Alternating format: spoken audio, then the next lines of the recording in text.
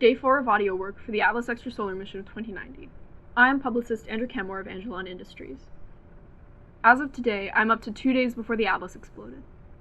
Current theory as to the destruction is that both astronauts developed a form of psychosis which prompted one of them to kill the other and then destroy the ship. Let's see. Towards the end of yesterday's session, I put in a request to get the radiation readings gathered during the time the astronauts spent outside the solar system. I haven't gotten a response yet, but I'm expecting one later today, so perhaps I can finish up my notes with those results. I think that's about all of the housekeeping, other than management breathing down my neck to get this thing done already. Apparently they want to have their official long-form statement by the end of the week, which means the amount of time I have left to spend on this dumb intro statement is around 0.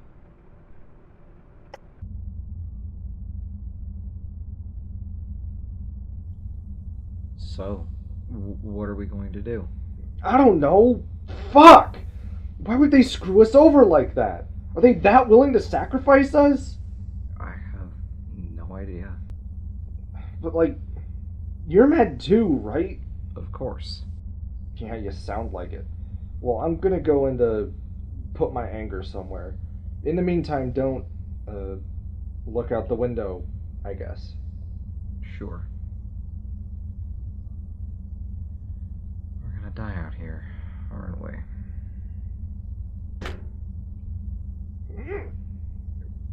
Red? Red? Red, what the fuck? What? What are you doing? Isn't it obvious? I'm smashing cameras.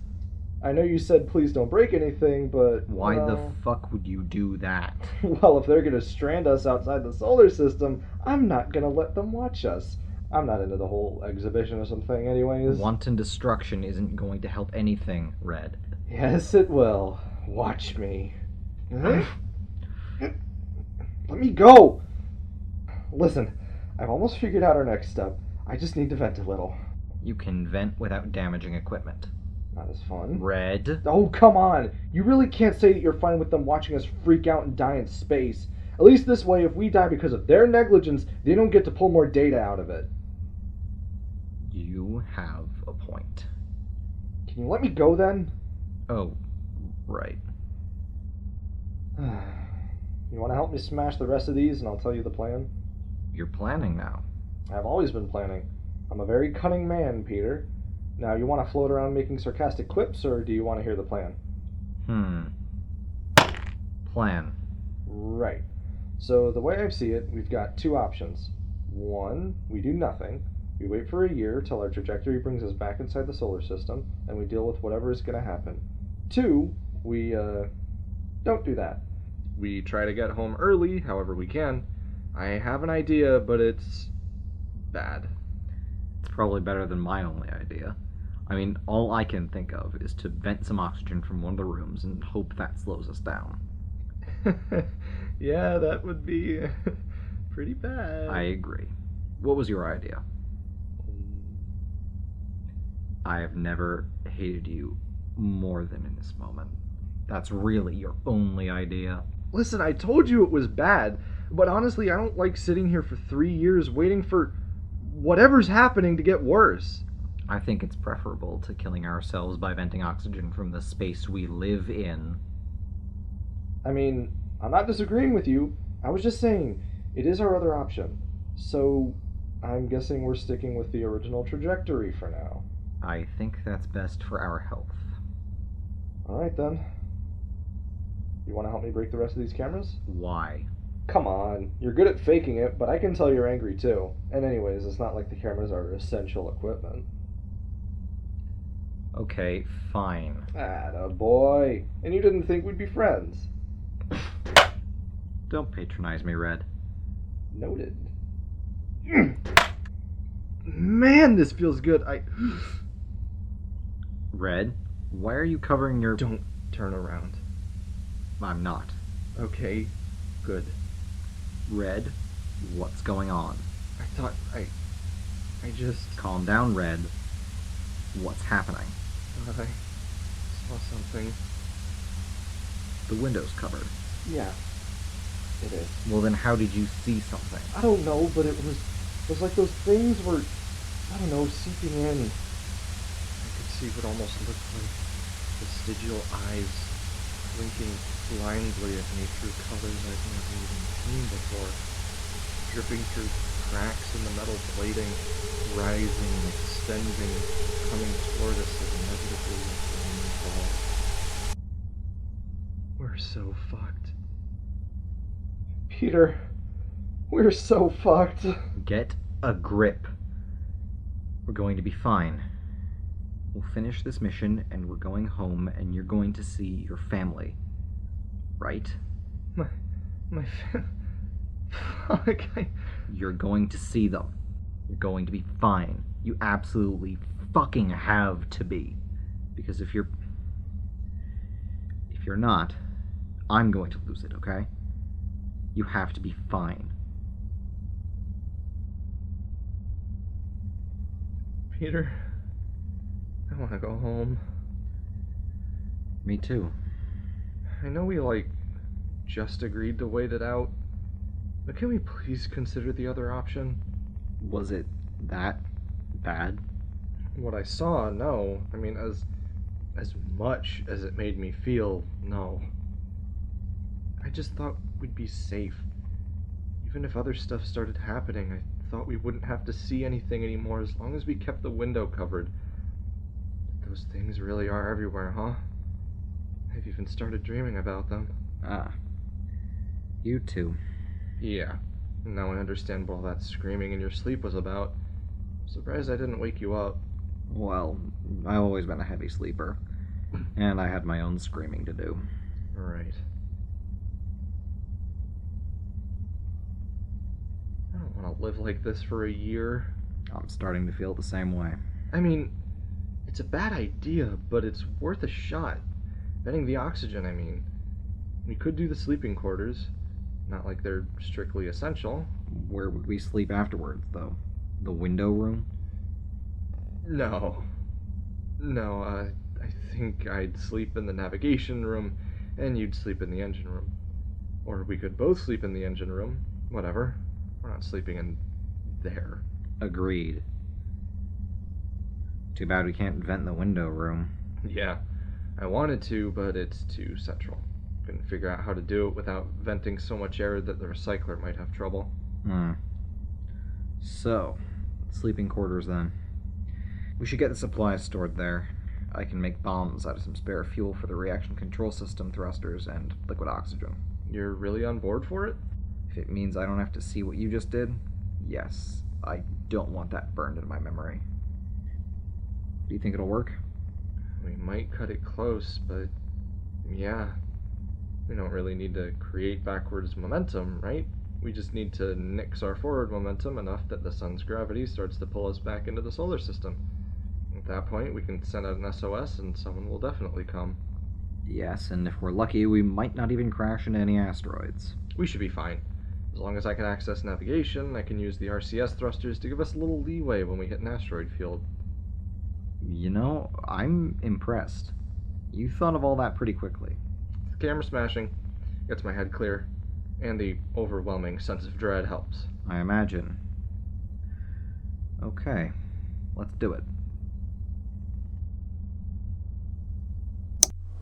And you're sure the bombs will work? Yes, of course. It's extremely easy to make things explode in space. Noted. So how do we get started making these bombs? Simple. Siphon some of the liquid oxygen from the RCS fuel supplies and fill up one of the empty food canisters with it. We can attach a full canister to the opening and wire the seal into the lighting systems. That way, when the ship switches out of day mode, the bombs will detonate. Oh, why didn't I think of that? No idea. Let's get started.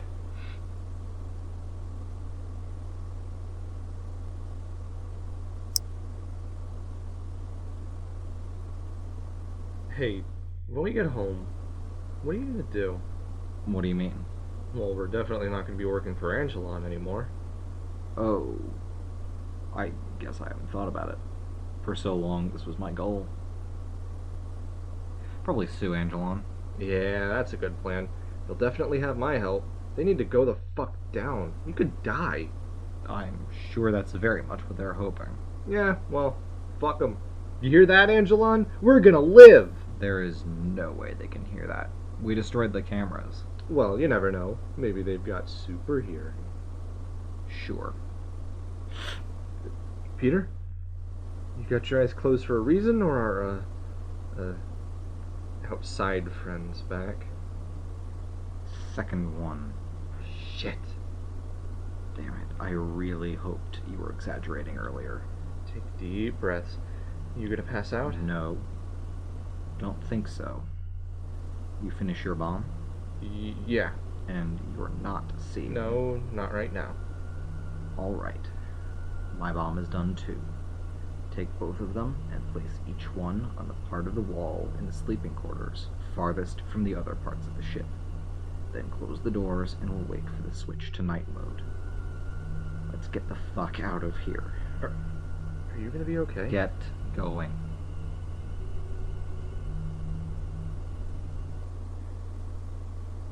Please don't take long. Please don't take long. Please don't take long. Please don't take long. Please don't see anything. What the hell am I doing? Praying? To what? Those things? Like they'd listen to reason. Well, if you are listening, if you can understand me, I'd appreciate it if you'd leave us alone.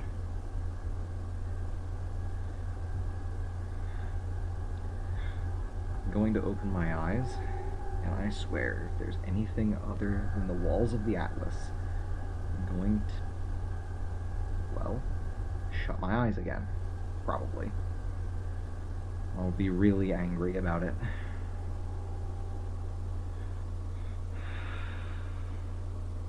Okay. That's good, at least. Oh, you opened your eyes. Anything happen? Thankfully, nothing. Bombs ready? Yep. You wanted them on the interior walls, right? Really hope you're joking. Of course I'm joking. I'm always joking. Let's blow a hole in our spacecraft. Right. I suppose all we can do now is wait. Fuck.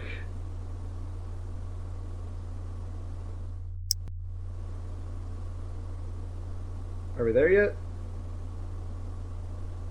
Are we there yet? Almost. Really? Yes.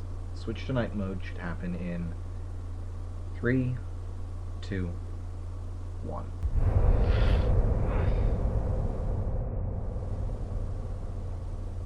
Well, it seems we're still breathing, so the airlocks work. Check our trajectory. On it. It's working! Look at these numbers! We're slowing down! I almost can't believe it. See? I told you we weren't gonna die. You would have said that no matter what. Yeah, well, I was right this time. Fuck, I was scared that we wouldn't. Oh, shit! What the hell was that? Wish I knew. What? What? What? Red? We've come to a complete stop. Why is that so surprising? Isn't that what we were aiming for? No, Peter, we're not moving backwards either. We should be moving backwards. Incrementally, yeah, but we should be moving. There's no reason for us not to be. Oh, no. I can think of a reason. Don't say it. You know what? I'm going to bed. I'm tired. We're not moving because those things are stopping us. I'm going to bed. It's night. Fuck this.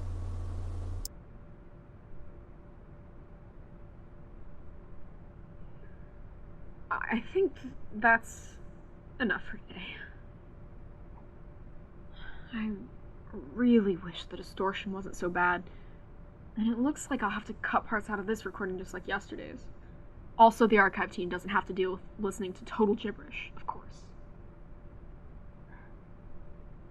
I'm going to have to contact some of my higher-ups about the dizzy spells I'm getting from listening to these recordings.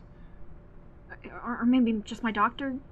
Listening to these astronauts talk about their delusions has made me more fanciful than I normally am.